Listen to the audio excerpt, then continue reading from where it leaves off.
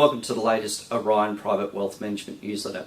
Firstly, I'd like to thank those who have taken the time to provide some constructive suggestions with regards to how we can improve the newsletter, and you should see some of those improvements coming through in this newsletter and in future newsletters.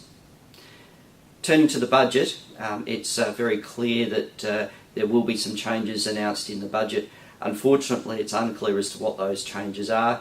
There's been very tight control so far with regards to what changes the government might be proposing.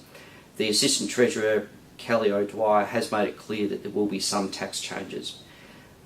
The soundings that I'm hearing, which are becoming a little bit louder and more regular, are with regards to the transition to retirement pension. I think anyone that has this arrangement already in place will be fine. However, it is a very generous tax strategy, and I wouldn't be surprised if that is tightened. In fact, I've been expecting it to be tightened for many years now. So if you haven't already commenced your transition to retirement strategy and you are eligible to do so, I strongly recommend that you do that before the budget.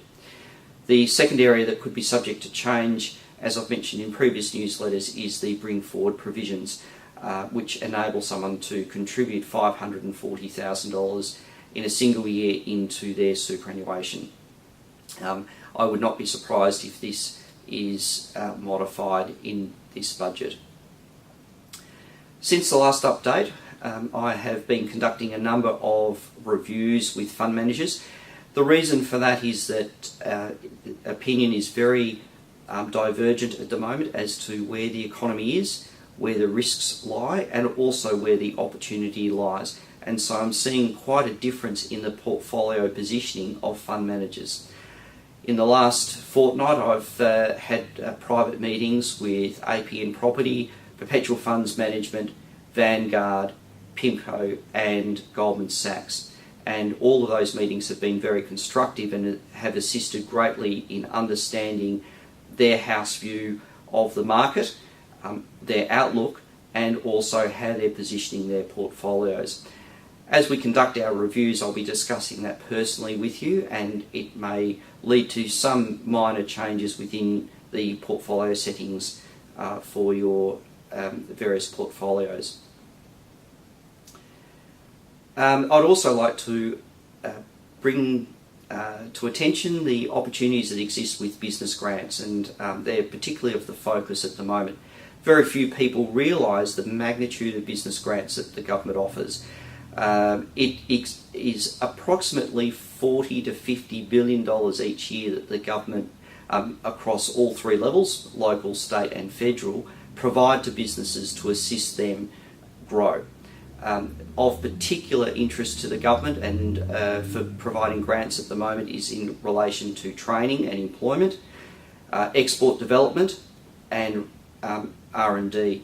And I've been pleased to be able to be facilitating some of these grants for clients. And if you think you might be eligible for a grant, I strongly recommend that you contact us or investigate further opportunities that you think that might exist. They certainly can make a very significant assistance and acceleration for business development. Finally, through my recent meeting with APN Property, I've been provided an electronic book on commercial property and some of the considerations investors should be aware of when investing in commercial property. It's a very good ebook. I've placed it on the website. You can click on the link in the newsletter and it will take you directly to the page where you can download the book, and it also makes comparison between commercial property and residential property.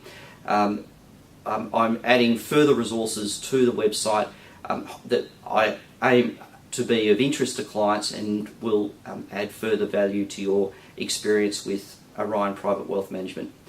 Until the next fortnightly update, thank you.